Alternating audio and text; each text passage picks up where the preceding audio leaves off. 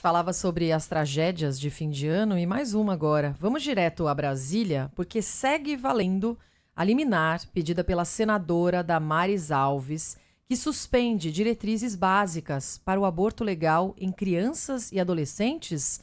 Fala, Rafael Procópio, bom dia. Oi, Roberta, Coutinho, bom dia a vocês e a todos que estão com a gente. Bom, a Justiça Federal aqui do Distrito Federal decidiu pela suspensão de uma resolução do CONANDA, que é o Conselho Nacional dos Direitos da Criança e também do Adolescente.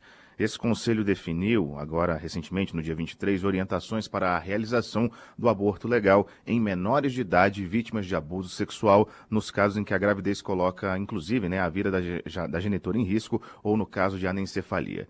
A decisão judicial não trata do mérito da questão, mas o juiz responsável entendeu pela suspensão por considerar uma violação no processo de votação da resolução pelo próprio Conselho. As diretrizes foram aprovadas pelo CONANDA por 15 votos a 13. O pedido de suspensão, como você bem disse, foi feito à Justiça Federal pela senadora Damares Alves, do Republicanos aqui do Distrito Federal. Ela comemorou essa decisão pelas redes sociais e a gente vai ouvir um trechinho. O juiz deferiu liminarmente, não pode ser publicada a resolução até o final da ação, até o final do julgamento do mérito. E eu acredito que no mérito também nós vamos vencer. A família brasileira ganhou. A autonomia da família está sendo restabelecida. De fato, nenhuma menina pode ser mãe, nenhuma criança tem que ser mãe. Mas nós temos que combater o abuso sexual e a pedofilia. E aquela resolução estava falando inclusive de dispensar o boletim de ocorrência no caso de estupro e de pedofilia. Bom, pessoal, esse conselho ele é ligado ao Ministério dos Direitos Humanos e Cidadania e é composto por 14 membros indicados pelo Poder Executivo e 14 representantes de entidades não governamentais. Em nota, o Ministério dos Direitos Humanos afirmou que todos os membros do governo votaram contra a resolução. É dito que o governo questionou os termos propostos e fez um pedido de vista, mais tempo para analisar o caso, que foi votado e negado.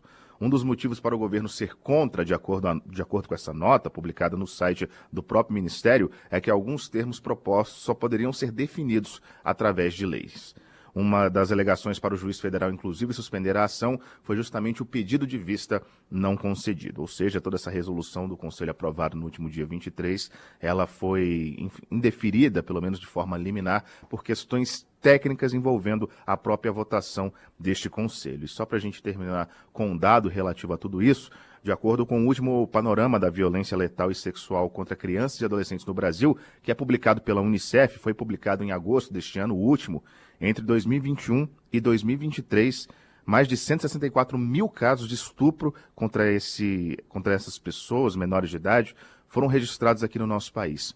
E esse dado, o dado específico referente ao ano de 2023, mostra que aconteceu um abuso a cada 8 minutos. Lembrando que essa decisão que a gente está tratando ainda é uma questão liminar, tramitou na Justiça Federal aqui do Distrito Federal, inclusive especificamente, e é claro que outras fases de toda essa questão deverão acontecer nos próximos tempos, principalmente no comecinho de 2025, pessoal.